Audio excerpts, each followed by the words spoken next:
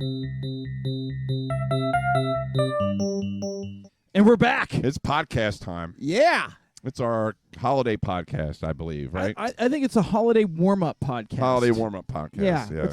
I mean, we are sort of in the thick of the holiday season with Thanksgiving's a bit behind us and Christmas and Hanukkah in front. Yep. So, and of course, the New Year in front. New Year, that's true. So, do you remember what we did last New Year's Eve? We went to see They Might Be Giants. Yeah. At the Theater of the Living Arts in South Street, Philadelphia. It was a great night. Oh. Who else did we see that night?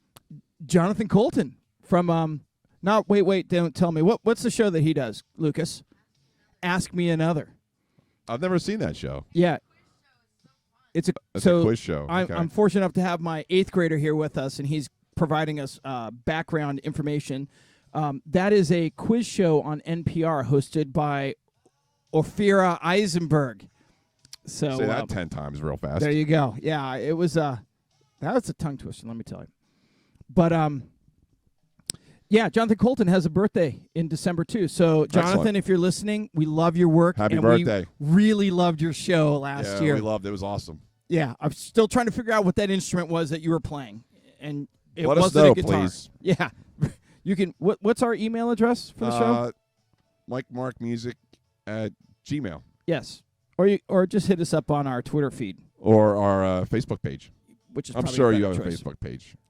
All right. Well, what do you got for this week in music or any notable birthdays? Okay, so this week in music I covered. So today, when day we're recording is December 18th. Mm-hmm. Yesterday, which would be December 17th, a couple of birthdays. Paul Rogers from Bad Company. Not that he's new wave, but we'll give him a mention, a shout out. Mike Mills, the bassist from REM. Yeah. Would be turning 61 yesterday. Well, and did you know that Peter Buck, who's the guitar player for REM, turned 63 December 6th? Wow. So there was some big birthdays for they're getting long in the tooth, REM. But aren't we all? Well, that's the damn truth. What do you have a favorite REM song? Were you an REM college radio guy? I was not an REM college radio guy. However, I have grown to appreciate REM in my since I've started playing in bands. I've gotten the chance to play the one I love, which I like that song. I love the harmony. Maybe not the harmony, but I guess the undercurrent on in the second and third verses and the chorus. I like the Supernatural I can't remember the name of the song. I can know how it goes, but it's We'll play it. I can't. Oh, come on, give it a whirle. I never. That's a song I never played. We were going to play it before I left the band. Supernatural, Super Serious, I think it's called. Okay. Orange Crush. I love Orange Crush. Yeah. And the one that he did with Shiny Happy People. Oh, of course. I love that song because there's a B-52s reference in there. Not reference, but you know. Well, yeah. One of the singers sang that song with him. Correct. That's a great song. How about you? I'm a big fan of the album Murmur. So Radio Free Europe. Oh, that's another great song. And what I always liked about it, but this is before we actually had access to the liner notes, is that you just made up your own words because no one knew what he was saying. I mean, Michael Stipe was one of the best singers because you looked at him, he could have invented anything he wanted. It was no idea. It was great. But so yeah, that album was great. I had a roommate in my freshman year at Loyola Marymount, Dominic Shanley, who grew up in the Bay Area. And he was a huge REM fan, so we listened to that ad nauseum. Mm-hmm. So he really introduced me to REM, and I introduced him to Madness and the Specials. So yeah, well, we've talked about doing a show just with REM, and I'm sure that's going to happen at some point. But yeah, that was they're definitely worthy of more than just a mention on the music of the week. No doubt. So moving on. Go. So today's birthdays, Elliot Easton from the Cars. His birthday's today. John Webster from Red Rider for Lunatic Fringe, yes. And also great slide guitar work. Another thing that happened today in 1988, Mike Peters from The Alarm went to the hospital after being blinded by His eyes got burnt by spotlights in a gig. I don't know how that's possible. That would be pretty bright Okay, spotlights. so I'm going to spitball on that a little bit. It's because you're staring at it. I guess. It's like looking at the sun. It's ill-advised. That's the only thing I can think of. Do you have an alarm song that you like? Nah, they're okay. So I'll tell you the alarm song that I like was actually featured in the TV show Miami Vice, and it's In Dulce Decorum, and that's the only thing that they mention in the song. It's like that Latin, and what do you know what that means in Latin? Oh no, but I know someone who took Latin in high school, but he won't answer the question because he refuses to. Well, I took Latin in college, and I still can't remember. So you can tell how much that was an impact on my educational background. Yeah, so I like the alarm. Hey, did you know Patti Smith turns 73 on December 30th? Wow, 73. Yeah, wow. So for your sister, if she's listening to this, we mentioned Patti Smith. Yes. Paul Rutherford from Frankie Goes to Hollywood turned 60 on December 8th. Okay. So relax. Relax. Welcome to the Pleasure Dome. Yes. We could go on that. Yeah. Paul Westerberg, December 31st, turned 60 from The Replacements. Okay. Chris Ryan, if you're listening to this, there you go. The Replacements are a college band, if there ever was one. Yeah. And then someone we were listening to earlier before we got started, Dan Hartman, who's gone to God. He died in 1994, a victim of AIDS. They didn't really know how to fix that then. But I Can Dream About You from Streets of Fire. Come on. A movie I didn't see, but I'm familiar with the song. It was great. Yeah, so I saw that movie in a drive-in, and I'll just leave it at that. Because my son is here. So the only other birthday I have is tomorrow. Lamal from Kajagoogoo will turn 61. Jennifer Beals, I don't know how old she's going to be, but her birthday's tomorrow. She has nothing to do with new wave music, but definitely she's worth a mention. Yes. In any kind of conversation. Yes. And Doug Johnson, the keyboardist from the Loverboys, will turn 62. Kajagoogoo also wrote the song. That was the lead singer that wrote the song for The Never Ending Story. Do you remember that? I know that happened, but I do not know what the song is because I never saw Never Ending Story. Well, we're going to take because a break. I was afraid that it was going to never end, since it is a never ending story. And I didn't have that much time. You didn't like the flying dog thing? This flying St. Bernard or whatever it was? I never saw it, so I have no idea. I never even saw the opening credits. You need to get out of your basement, What man. year was that movie? Yeah, well, if it was anywhere between 1985 to 1995, I probably didn't see it.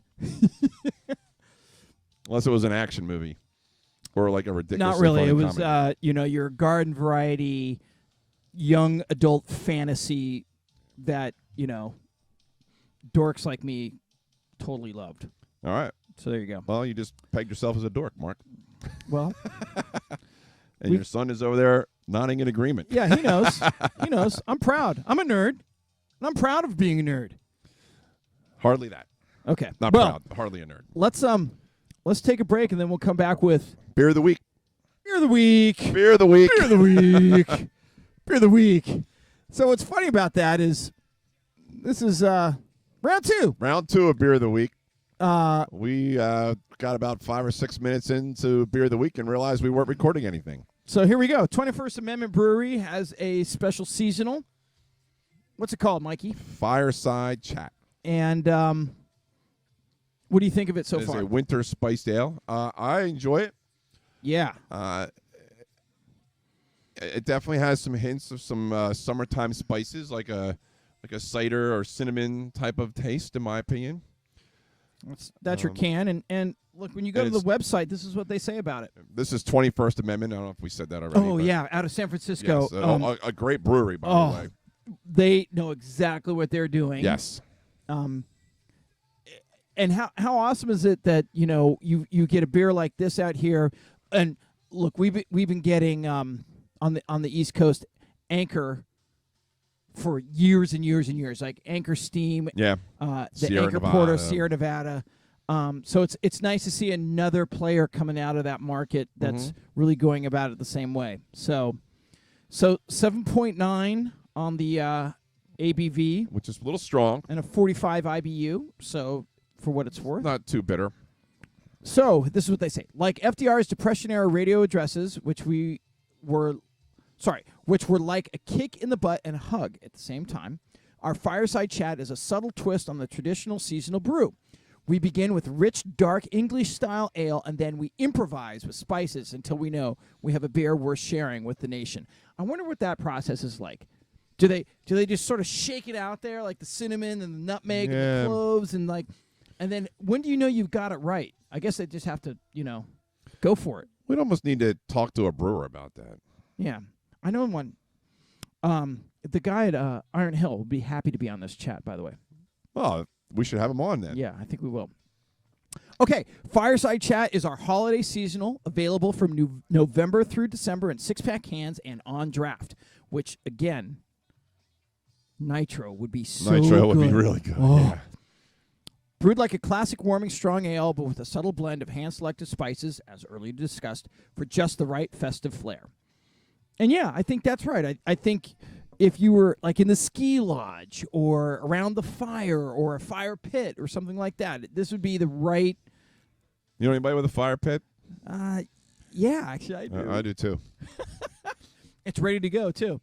Do you know it was snowing earlier today? No, I didn't. Yeah, we have flurries. So conversational snow, it's the kind we like. Right. What other beers have you had from this brewery? Can you think of any off the top of your head? Off the top of my head. I mean, because they've really got an interesting can. That's the seasonal on the far left. What is that? Oh, the watermelon? Yeah, I've had that beer. Hell or That's High really Watermelon? Good. Hell or High Watermelon. That's really good. And I think I've had the Blood Orange IPA that they have as well. And then the Insurrection series looks interesting, and I can't even tell you anything about it, but their cans and marketing. They have some great cans. Looks really interesting. Like the tasty IPA that they have is disturbing on so many on levels. I will levels. drink it on principle. It looks Absolutely. great. We need to find that. 28 states plus Washington, D.C. So they obviously have found the distributors' circumstances that they're happy with. Yep. So that's good. All right, Mikey.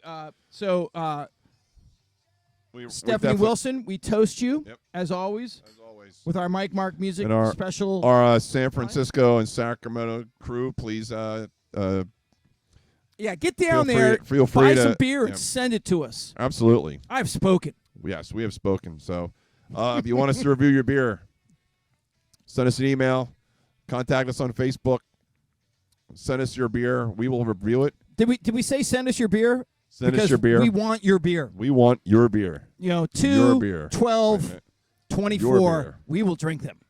Yes, we have spoken. So, all right, we will be right back with our next segment. Cheers, everybody.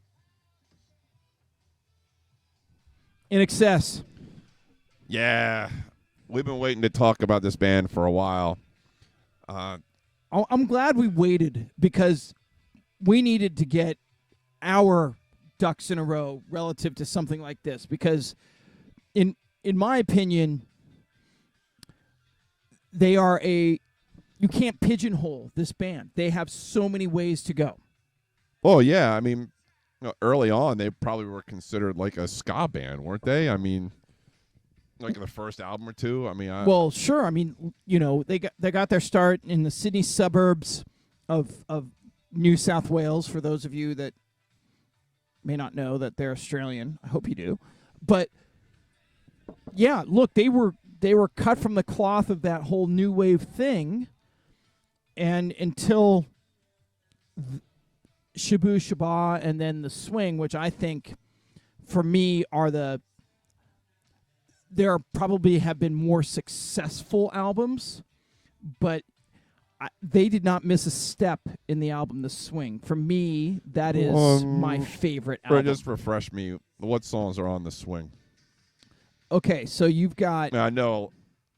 I Send a Message, Original Sin, Burn Sin, for You, great. Melting in the Sun, Face the Change, Dancing on the Jetty, Love is What I Say, Burn for You.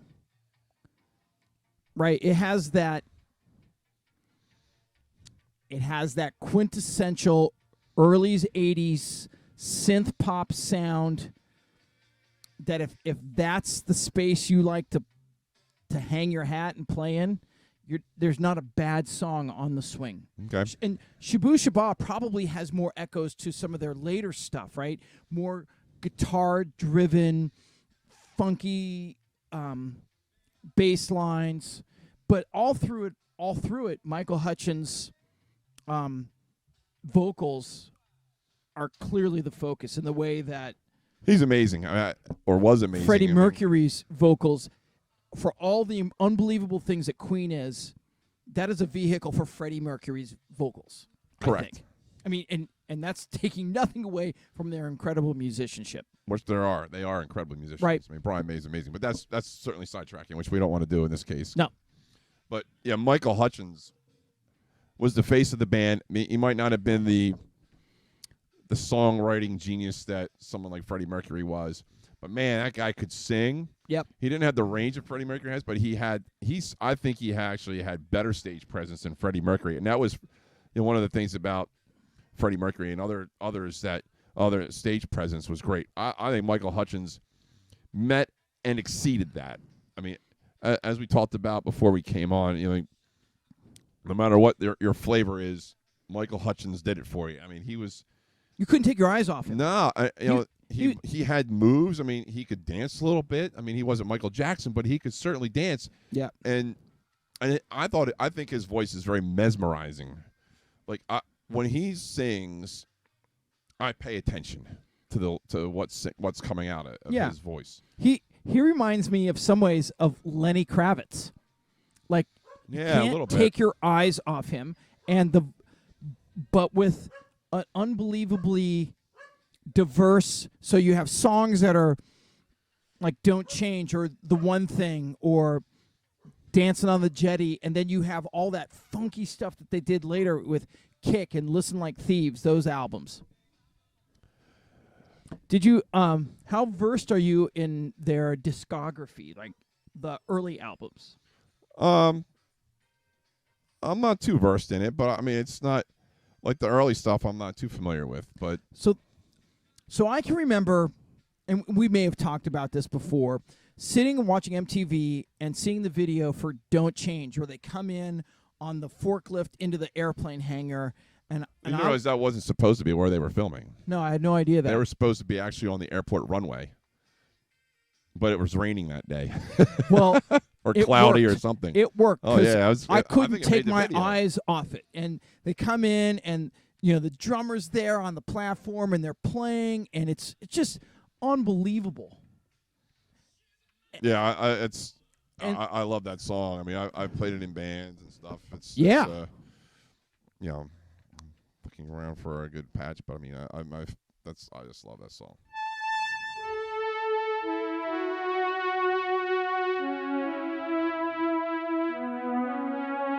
I mean, you did it on your Deserted Islands. Early. And I actually had it on mine for today, but I removed it because of that. I forgot that you had actually done it. Well, it's still your island. I mean, we'll come back to that. But I'm not gonna. I mean, I'll put it on some other. You mean time, you can't maybe. overlap in the islands? What if your islands? But like if we're on the same, other if we're on the same island, we already have that song. Oh, I didn't know that we were on the same. No, island. we're not. We're not. But okay. I mean, in any event, Jennifer Beals is on the island that I'm on. So very well. So for me, Shabu Shaba and The Swing are those quintessential 80s sounding albums, and then I think they morphed into more of a straight ahead rock and roll band. right. So the synthesizer, the keyboard sort of went away for a lot of the stuff, and it really became more of a guitar driven bass. No? I mean, we were listening to Mystify earlier. I mean, that's not early. I mean, I know that's heavy key. There was a lot of piano in that song. Yeah, and what was the song that they did? Original Sins got a lot of keyboards in it. Yeah, but isn't that off The Swing? It may be. Yeah, Original Sins, The Swing. Okay. That's one of my favorite songs. Yeah. But That's let's on my say desert island. let's say a today. band like or an album like Kick, for instance, Tiny Daggers, Never Tear Us Apart, Wildlife. Those are all Devil Inside, New Sensation. Those are all. So you know, principally, Atlantic Records hated that. They were with Atlantic at that point, and I was reading that Atlantic Records said they would. I don't know who their manager was. They wanted to give them $1 million to re-record the entire album because they didn't like it. And that was arguably their best album. I mean, it just goes to show you that people need to get out of the way. You know how they ended up releasing the album, though? They went on a college tour to support the album. Mm-hmm. And they were selling out college, I don't want to say arenas, but college campuses. Yep. Nonstop. Well, that was sort of right in my wheelhouse, right? And because they blended the best of all of it, right? They had a stadium presence like a rock and roll band, and they had all the trimmings of a new wave act, and they morphed it all into their own unique thing that was just remarkable to watch and listen to. And they had it all. They ticked all the boxes. So they wasn't Steely Dan where you couldn't look at them and go, God, those guys are all, but the music was awesome. And they weren't, oh my God, they're beautiful to look at, but the music is crap. They did it all. Like they were just a great band. Are they the best band to ever come out of Australia? I mean, I would have to think that really the only other band that would compete with them is AC/DC, which by record sales, probably AC/DC is probably better. But as far as like music-wise, I mean, AC/DC was cookie cutters. Like every song was basically the same. Yeah, but I'm a big AC/DC fan. But they also featured the bagpipe, and not too many bands do true. that. But that was later, or early rather. They didn't do that after. Fair enough. I can't remember the name of the song, but yeah. So probably by length and breadth, I mean, you would say that Men at Work probably had a more meteoric rise, but they didn't have the staying power. INXS, even after Michael's untimely departure from this earth, still has had successful albums. Yeah. So you'd be hard. Okay, so maybe an act like Kylie Minogue, who has probably little traction in the United States, but is probably more internationally known. You might say Crowded House, but probably not as a global iconic act. You know, there might be, and this is the odd part, is that in Australia they're probably not that well regarded. I mean, they're regarded. No way. I find that hard to believe. I mean, you live there, so you would know. I'm going to tell you that if you said INXS or Cold Chisel, your average Australian is going to say, Cold Chisel. Right? And Jimmy Barnes are probably, and Midnight Oil are probably domestically in Australia. Right, but that's Australia. Nothing against Midnight Oil. But Men at Work wasn't really well regarded in Australia either. Weren't? No. So where Crowded House is very well regarded in Australia. Right. And Split Ends as a precursor. Well, they were in New Zealand, weren't they? Well, sure, but they had Melbourne-based musicians. Okay. So yeah. So do you have an INXS song that continues to push your envelope? And I don't want to ruin your deserted desert island, but are there songs that maybe didn't make that list that? Well, Don't Change is certainly on there.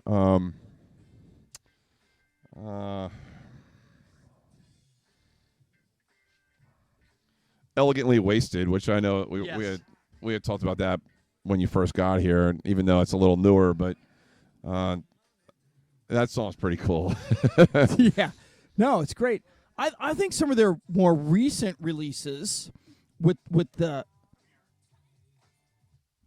Bitter Tears, I like that. Yeah. Oh, so right now we're listening to Need You Tonight, which is just remarkable.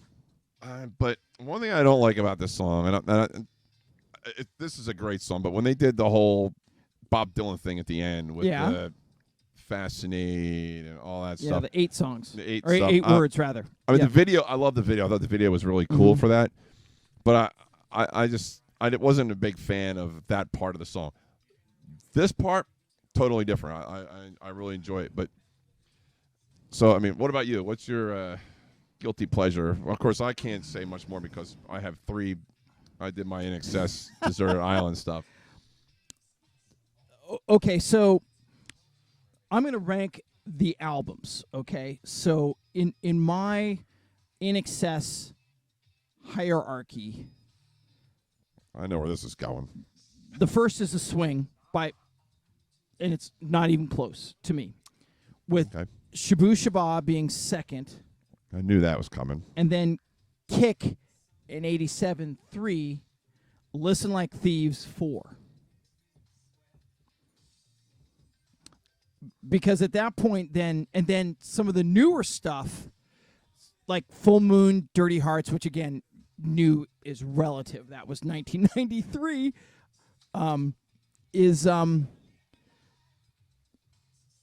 Only the more recent releases are interesting to me because of they sort of reintroduce more of a funky bass line, which is it'd be interesting to hear more about how the producers thought about those albums as they went forward. But obviously the public's view of some of the more straight ahead rock and roll stuff isn't necessarily what I think. Right. So I mean, if you go onto Apple Music, you can't even get The Swing. Which Really? no. You get, if you go to I assume you can get the singles that were released off of yes. that. Yes, you can get the singles like in some of the greatest hits compilations, but to me there's not a wrong foot placed This in time, that that's album. another song I like. This Yeah. time. And in like their catalog, I would put that as a sort of in the middle of the pack because for me it sounds like a lot of people at that particular time, and again they did a really good job of that. So yeah, I mean in my opinion, if you didn't, so actually let me back up a second. If you saw them live, they sounded exactly the same, right? So it wasn't like they were an overproduced band where, like, if you saw them out, you're like, wow, that doesn't sound anything like the studio version. It was that and then more. So they would take what they did and then amplify it in a way that was remarkable. So the musicianship was never secondary to the performance. It was equal to, and sometimes more important than how they went about it. So that's the other thing that I really value with this particular band is how much their craft meant to them. Did you ever see them? No. You? Twice. Really? Yeah. Early. Really? How early is early? 87 in Los Angeles. Right in college, and they played a sort of a mid-level venue. And it was loud. It was like one of my first concerts I ever went to. I was that would have blown been away. that would have been pre-Kick, right? That would have been Yes, like right before that. Mm-hmm. And that was the other thing. They were happy to tour. They supported their albums all the time. So, which again is, when you're doing your hierarchy of bands, if they're going out there and saying, yeah, we're a cover band, we're just covering our own songs, and we're going to do it a little differently this time, and you're going to like it, and you would, because it was that good. I wish I would have seen them. So, I mean, I always liked INXS. I mean, I don't remember them ever coming here, to tell you the truth. I mean, sure they did, but I mean, at the time, I wasn't. I was always a fan, but never like, oh, I got to go see them type of fan. Where I would be now, I would be like very eager to go see them now. So, and I suppose this will be the last thing I say about it is their music stands the test of time. You can still listen to it, and it is still great. It Agreed. does not. it has aged extraordinarily well. Not every song, but a lot of them have aged extraordinarily well that you can be like, I'm not fast forwarding through that. It's the lyrics are good, the musicianship is tight, drumming's sensational. Yes. He's an underrated drummer, by the way. I would Just agree. So good. They're great to look at. And as you and I were talking about before we started the segment, I would have loved to have seen what would have happened if Michael didn't die, because they were awesome when he died, and what could have happened with that band, just we'll never know. They would have rivaled the U2. Yeah, that's what I'm thinking. As an elder statesman sort of band. I mean, so U2 came out and played Joshua Tree last year, right? They played some hits, and then they played Joshua Tree from start to finish. I could see INXS saying, hey, we're going to play some hits, and then we're going to play one of our favorite albums from start to finish. And you know what? People would have listened to it because it's great music. Right. Oh, yeah. Would have been awesome to see what would have happened. Unfortunately, we'll never know. That's right. So, anything else? No. I'm going to save a lot for one of my Desert Island stuff. All right, good. Because I only did one because who's kidding who? It's my island. Right. But and I have one of your favorite musicians too coming up. You're gonna face. We're gonna judge Mike face. He's gonna make the bitter beer face. So we'll be right back with our deserted desert island. Excellent. All right, man. Oh yeah, it's on. All you right. ready? I am ready. So it's time for our island songs. But before I do that, Mike, since we're almost at Christmas, do you have a definitive song that you like to listen to at Christmas time that might be appropriate for this particular genre of music? Or is there a Christmas song that you just love that you can't get enough of?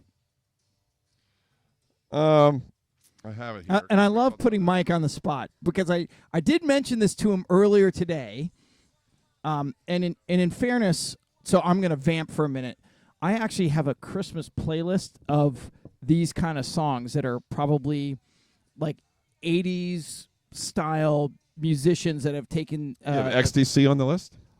I don't. Wow. And I love XTC, as you know. I know. I'm surprised. So what XTC song were you... I was listening to it today. Thanks for Christmas. Thanks for Christmas. Hold on. Stump the man. Oh.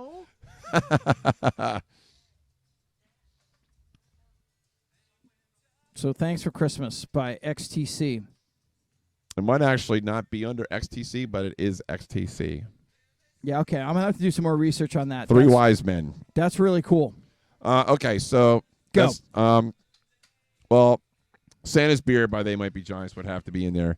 But I would say Christmas Rapping. Oh, by the By the Waitresses. yeah. Without a doubt.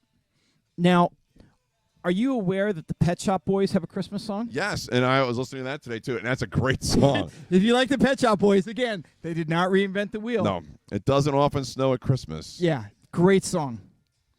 And Last Christmas by Wham is another one that I listen to. Of course, But yeah. I got, so you know the whole Whamageddon thing, right? Or do you not know that? No. Well, the idea is starting December 1st is to try to go as long as you can without listening to that song. Okay. And I lasted until Sunday. I heard it on Sunday in the car. So now that I've heard it, I listen to it quite a bit. So Yep. And my producer's looking at me like I'm insane. Well, but you're that's supposed to put on Facebook or whatever your social media thing is. You're supposed to hashtag Whamageddon when you hear it.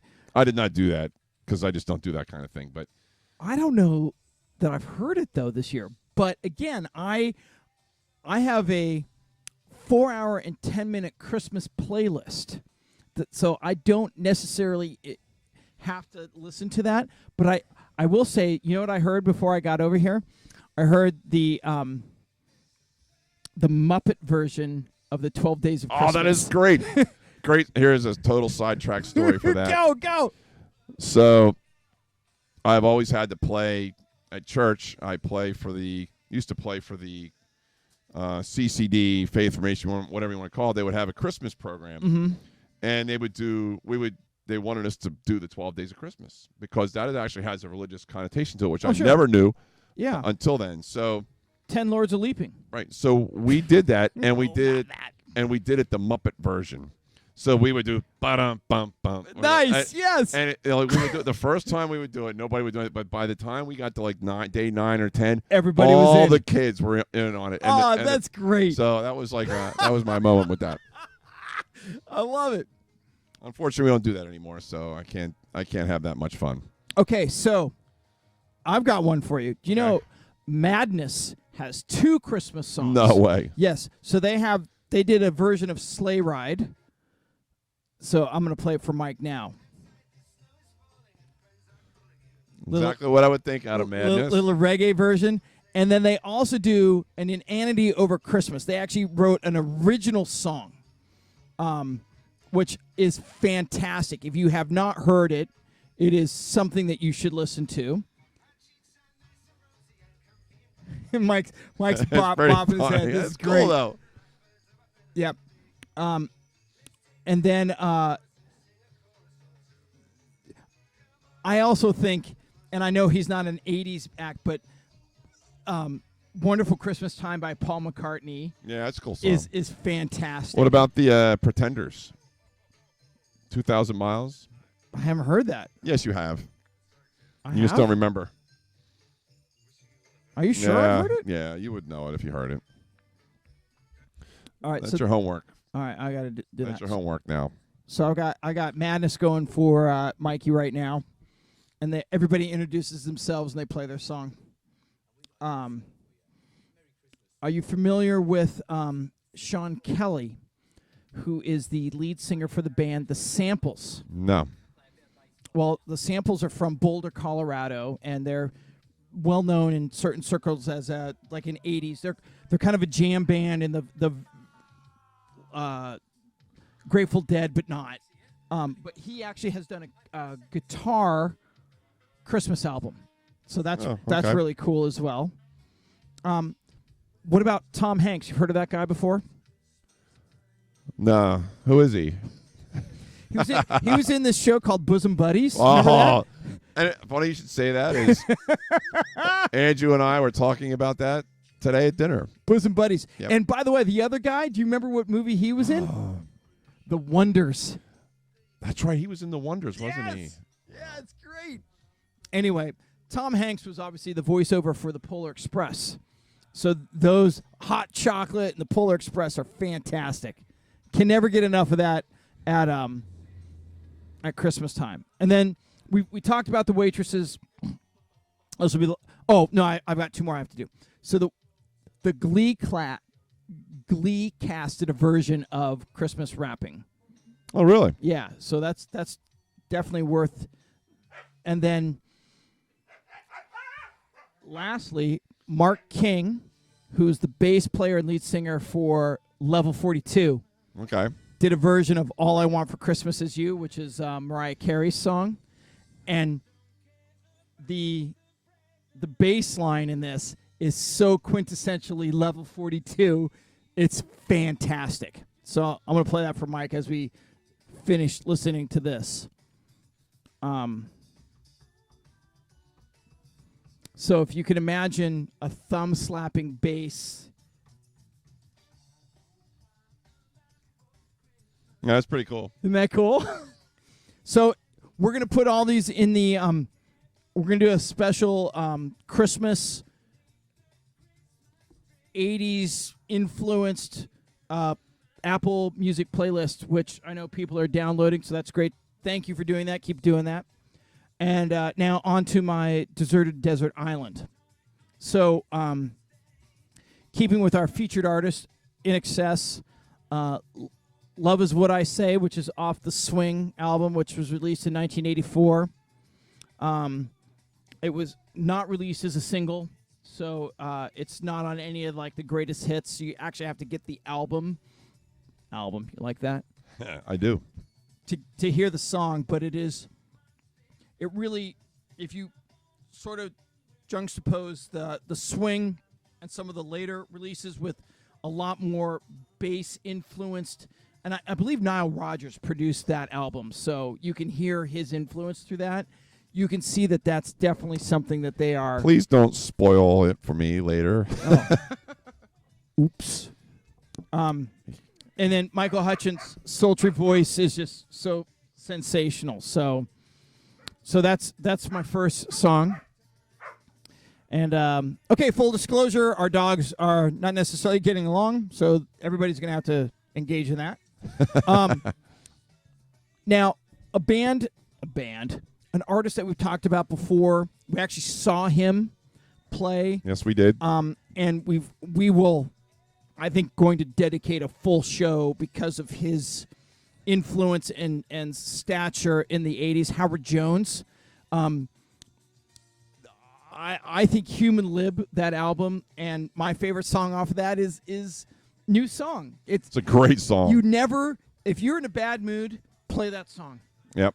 If you're having a crappy day, play New Song, and in particular, play one of the remix versions. And that's you had sent me over a remix version. It's really good, which is fantastic. I love it. So yeah, Howard Jones is I kind of think he's polarizing. Some people love him, and I'm in that camp. I am as well. And some people are like, ugh. And I don't understand that camp. I really don't. How can you not like someone that's so technically proficient, musically solid, but a lot of people just decided that was more of a throwaway artist. I can't get right. He's not, and I agree about doing. I think we need to do a show with Howard Jones. Yeah, and I don't think it's just because of what his influence was in the 80s. I think he still influences music today. No doubt. And he's still touring and still putting out new music. Mm-hmm. So I mean, I think he's just as influential today as he was 30 years ago. Okay, so you'll appreciate this. Equipment used for the song includes a Roland Juno 60 synthesizer. Mean anything to you? Yeah, expensive. Memory Moog synthesizer. Memory Moog? That's 2 O's. Yeah. And an EMU. Actually, it's a lot more than 2 O's if you count the. Well, it's 4. Yeah. No, 5. 2, 4, 5. Yeah. An EMU drumulator drum machine. That I have no idea. So there you go. New song, Howard Jones. And again, listen more Howard Jones. Okay, and then I think an artist that you underappreciate, and I'm going to continue to bang the drum on this. I keep telling you, I'll go. You just, look, you have to be able to make it too. That's the problem. He's a contrarian. I'll grant you that. But Joe Jackson has been an artist that I've loved ever since I heard some of his early work that was MTV driven. And this is off the album Blaze of Glory in 1989. Okay, I'm going to give you 3 guesses. In 1989, how many studio recorded albums had he released at that point? Including that one, Blaze of Glory. 1989, I'm going to say 7. You're under. 17. Well, now you're way over. That was his 10th album, Blaze of Glory. Wow. So, and I think the song Down to London is a song I cannot get enough of. And Joe Jackson, if you've ever seen him live, this is oftentimes what he says. How you going? The first part of the album, the first part of the show is going to be the first half of the album. The second part's going to be the second half. And if you don't like it, you can get the bleep out.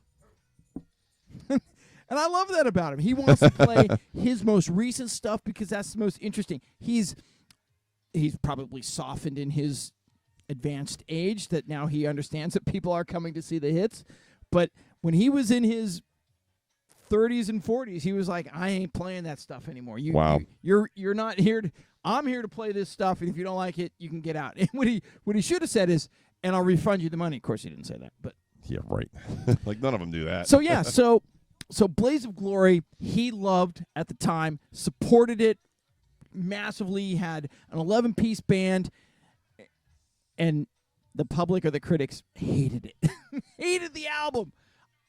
I like the album, but I'm a Joe Jackson fan because I like how he doesn't necessarily reinvent himself, but he's authentic. Okay. That's all you got? Well, I'm waiting for you to agree with me. I said okay. Yeah, but I want you to say more than that. Go. Joe Jackson is awesome. Why? Because you like him. Okay, Mike. Who's I really do want to see him live, just because I want to see if he's as good as live as you say he is. I mean, his music is. You know what? If we get a chance to see Joe Jackson, I'm gonna buy the ticket for you, and because you'll have to buy the plane ticket. Oh God. Because he lives in Germany. Well, I don't plan on going to Germany to see him. Oh, come on, let's go. I'll go to Germany, but not to see Joe Jackson. If that is a product of what we end up with, well, sure. I'm fine. But okay, I'll go to Germany for what used to be in this glass. No, well, that's a given. Okay, so what have you done with your island songs this week? Well, my island is the INXS island today. Oh, I love that. So, in no particular order. Yep. I'm going to go off of the X album, which was 1990. Disappear. X was the follow-up to Kick, if I'm not mistaken. That's correct. Suicide Blonde was on that album. The song Disappear, I think, peaked at number 8 in the UK. It was number 1 in Canada. Wow. What I really like about that song is the chorus. I think there's like a descant in the chorus, and that's what really drives me on that song. Hold on. For those who may not know what that word means, can you explain what that means? It's kind of like a harmony, but most harmonies are lower than the melody. A descant actually is higher than the melody, at least in my definition. I'm not sure if that's the correct. My music theory is lacking. Look, you're the choir director. I mean, you should know this stuff. So we're gonna believe that what you say is factual, and maybe someone will just someone will correct me, but that's fine. They can. I don't care. It's my island. I want it to be on the island. Michael Hutchence obviously was involved in the writing. I'm sure he was, the lyricist. I like this song because the chorus is so simple, and it has that arpeggio sort of flavor to it. A lot of keyboards in the verse. I like to say. You say they got away from the keyboards, but maybe not in this case. It's still guitar driven. So that's one. You know what? That's probably unfair. This song actually has a really good keyboard part to it. Why do you think I like it so much? Well, because it's fun to play along with. All right, what else? Okay, Mystify, which we had already talked about a little bit. The reason why I like it, shockingly, is the piano. I really like it. I mean, it's you have the other song playing, so I can't figure out how to play it anymore. Oh, hold on. Just turn this off. All right.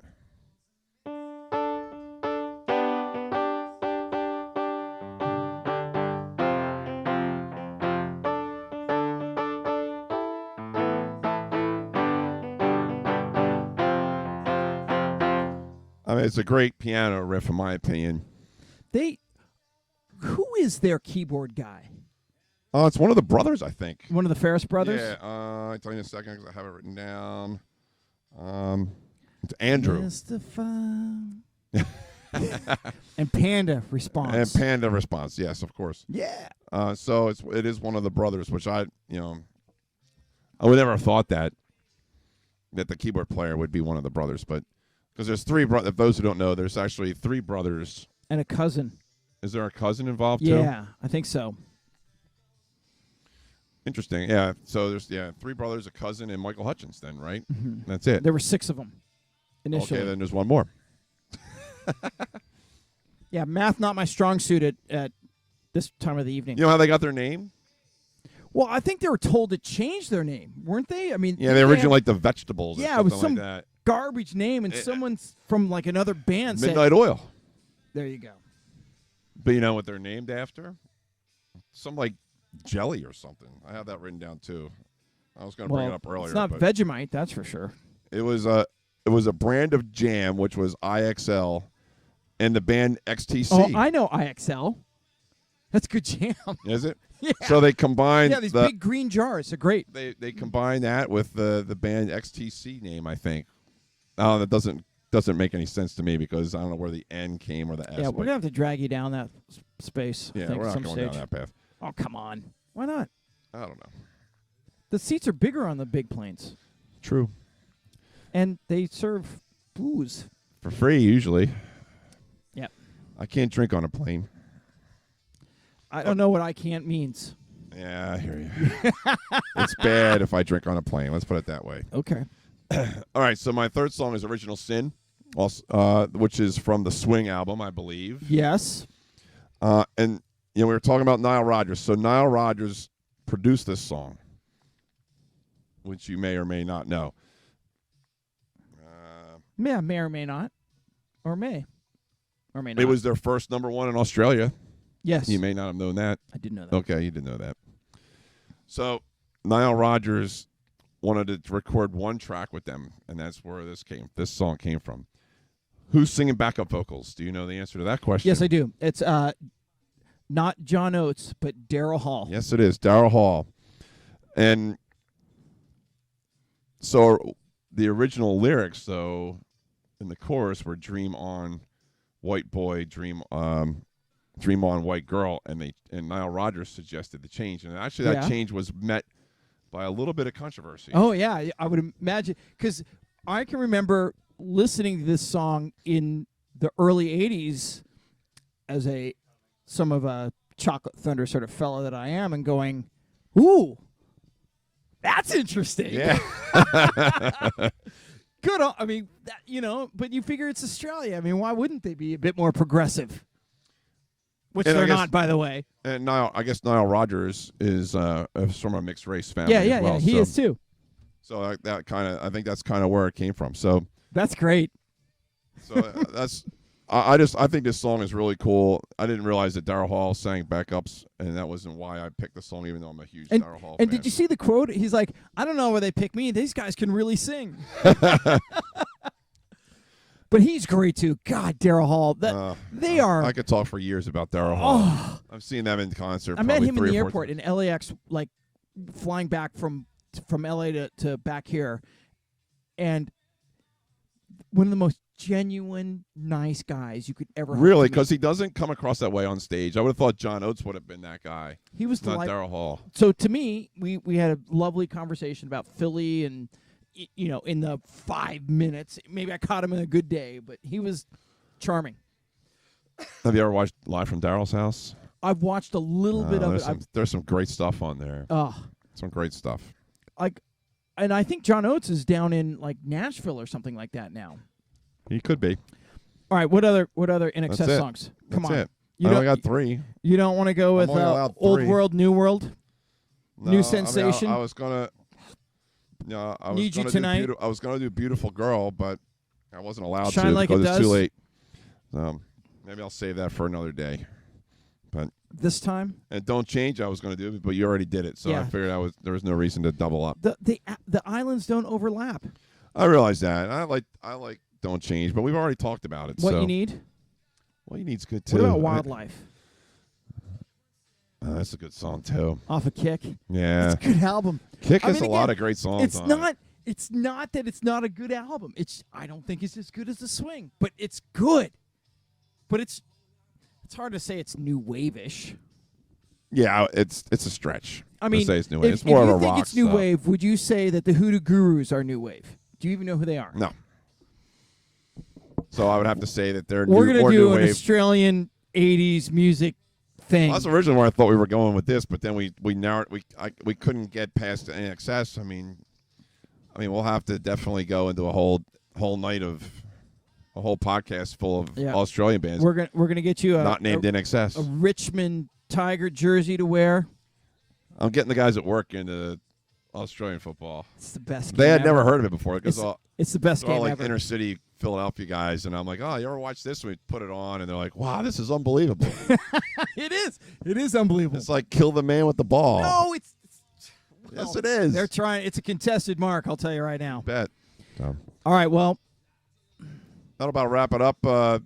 Contact us or email or yeah, we'd like love our to hear page. from you.